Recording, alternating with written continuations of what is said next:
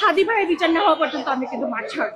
অবশ্যই হাদি ভাইয়ের বিচার চাই। আপনাদের বিপ্লবের আন্দোলনের একজন উনি অগ্রগতি ছিল, মানে আমি জানি ওনার এক একটা ওয়ার্ডের বিচ্ছেদ ছিল।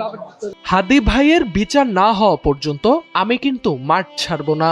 উনি আপনাদের আন্দোলনের একজন অগ্রগতি ছিলেন। কথাগুলো বলার সময় আবেগ ধরে রাখতে পারেননি এই নারী।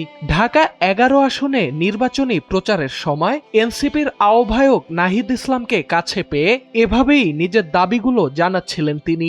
এ সময় নিজ হাতে আঁকা শাপলা ফুলের ছবি নিয়ে পাশে দাঁড়িয়েছিল তার স্কুল পড়ুয়া মেয়েটি।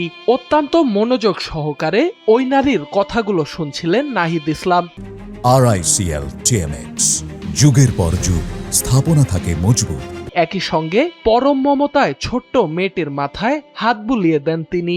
এক পর্যায়ে ওই নারী নাহিদ ইসলামকে বলেন, সরকার হোক কিংবা বিরোধী দল, আমরা চাই আপনি এবং হাসনাত ভাই সংসদে থাকেন, আমাদের প্রতিনিধিত্ব করেন।